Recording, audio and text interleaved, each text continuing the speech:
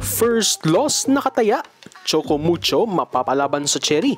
Kailangang mag-explore sa bench. Bakbakan ng top contenders. Pero huwag yan nag-viewers, huwag naman mag-subscribe, click notification bell para update kayo dito sa ating channel. Bakbakan ng top contenders, yan ang tema sa harapan sa weekend ng Team Choco Mucho, Flying Titans at Cherry Tigo crossovers. Parehong teams na capable at powerhouses sa liga ang magbubungguan. At ang pinakamahalaga ang nakataya sa laro dahil both teams undefeated ang record. At kung sino ba ang magtatapos this week na may tantos na sa losing record. Mainit na bakbakan ito dahil for sure parehong teams hindi magpapatalo sa isa't isa. Ang Choco Mucho looking to compose themselves mula sa napaka-intense na laro na iyon kontra sa Petrogas Angels. Kung wala lang yung last error, baka iba ang naging tema ng laro na iyon. Kaya for them, kailangan nilang burahin iyon sa isipan at mag-focus kontra dito sa Cherry. Actually, na-expose sa nasabing laro ang weakness ng Flying Titans na kung saan kung ang Cherry ay nag-aaral ng galaw ng Choco Mucho, mababasa nila ang mga ito. Advantage ng crossovers ang deep na lineup ng koponan. Kaya kailangan sa larong ito na ma-identify na ni Coach Kung Fu Reyes kung sino ba ang best fit for starters niya sa team. Boost ng koponan ang pagbabalik ni Alina Vicar as she is the perfect fit to be the starting playmaker of the team.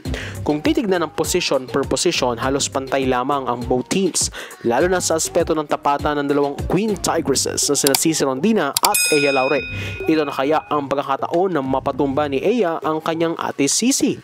For sure, silang maunguna sa opensa ng both teams. Bukod dyan, may Mama P at Kat Tolentino face-off din sa opposite side na for sure magiging tapatan ng back row from zone 1 ang peg ng dalawang players. At syempre, ang dalawang Lasallian na sina Aragalang at Abby Maranyo ay makatapat din ang former setter nila sa F2 and former Lasallian na si Mars Alba sa panig ng Choco Mucho.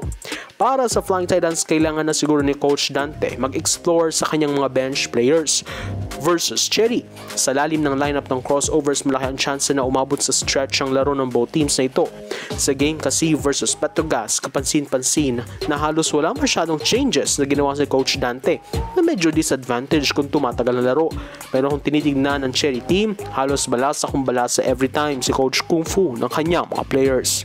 Sa panig naman ng crossovers, kailangan nilang makipagbakbakan sa transition play, gayong ang Choco Mucho ay nagagamay na kung paano makipagsabayan sa kalaban sa transisyon. Malaki ang advantage ng Cherry sa variation ng kanilang opensa at dito nila kailangang pagtuon ng pansin ang kanilang mga ginagalaw. The team who also commits less error will likely win the game. Alam naman natin na pareho rin silang mga koponan na medyo error prone the past 2 games nila. Magaganap na ang tapatang Choco Mucho at Cherry Tigo ngayong Sabado, March 2, 2024 at 6 PM.